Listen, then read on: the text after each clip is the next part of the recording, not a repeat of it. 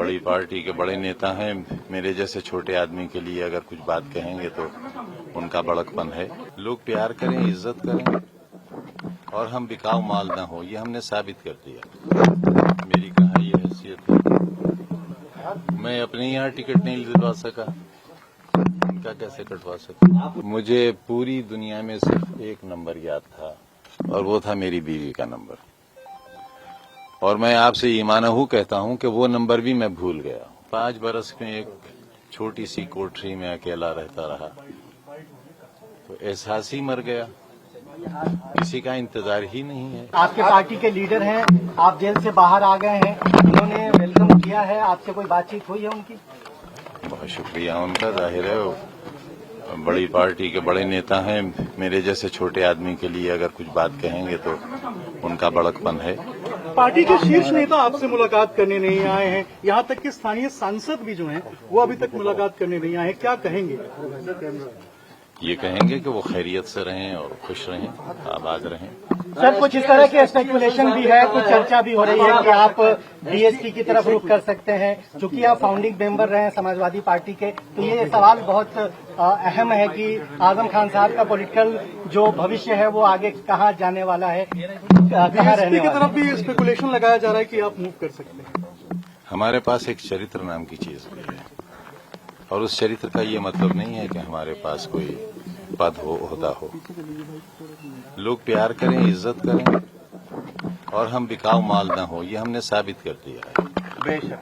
तो हमें एसटी साहब ने कहा कि हम मिलने नहीं जाएंगे, अगर वो बुलाएंगे तो हम आएंगे क्योंकि आपने उनका टिकट कटवाया।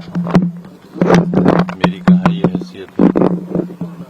मैं अपने यहाँ टिकट नहीं दिलवा सका, उनका कैसे कटवा सका। आप उन्हें बुला रहे हैं मिलने के लिए? नहीं, वो हमारे लीडर हैं, हमारे बड़े हैं। क्या रामपुर और सफाई के बीच में सब ठीक है? क्योंकि आजम खान बाहर निकले हैं, पार्टी के पूर्व मंत्री हैं, महासचिव में राष्ट्रीय, अभी तक कोई शीर्ष नेता जो है न पहुंचा, न कोई बयान दिया, न बात किया। अब आग न लगाओ। सर, पहले 27 महीने रहे, फिर अभी 23 महीने के बाद आप आए हैं। एक सेकंड सर क्या कहेंगे जी? आजम खान साहब, अखिलेश यादव साहब को लेकर कुछ मैंने कहा ना, आग न लगाओ। सर, फोन आया अखिलेश यादव जी का? अभी तक फोन तो आया होगा, फोन या कोई बातचीत? आप यकीन करिए, मुझे पूरी दुनिया में सिर्फ एक नंबर याद था और वो था मेरी बीवी का नंबर। और मैं आपसे ईमानहू कहता हूं कि वो नंबर भी मैं भूल गया। मैं मोबाइल चलाना भूल गया, क्योंकि 5 साल जो शख्स मोबाइल से दूर रहा हो उसे कैसे याद रहेगा। 23 महीने बाद सब क्या राजनीति शुरू करेंगे? नहीं, मेरा बेटा, मेरे पास मोबाइल है ही नहीं। नहीं, ये पार्टी के कार्यकर्ता भी जानना चाहते हैं कि आजम खान पार्टी के फाउंडिंग मेंबर रहे हैं, 23 महीने बाद इतना बड़ा आदमी बाहर आ रहा है। नहीं, बड़ा आदमी नहीं, बड़ा खादिम, बड़ा सेवक। 23 महीने में तो पहुंच सकते थे आजम भाई मिलने के लिए। नहीं आए थे। मुलाकात हुई, बात हुई। कोई को लेने कल काफिला गया था, कुछ गाड़ियों का चालान भी हुआ है सीतापुर में, उसको किस तरह से देखते हैं आप?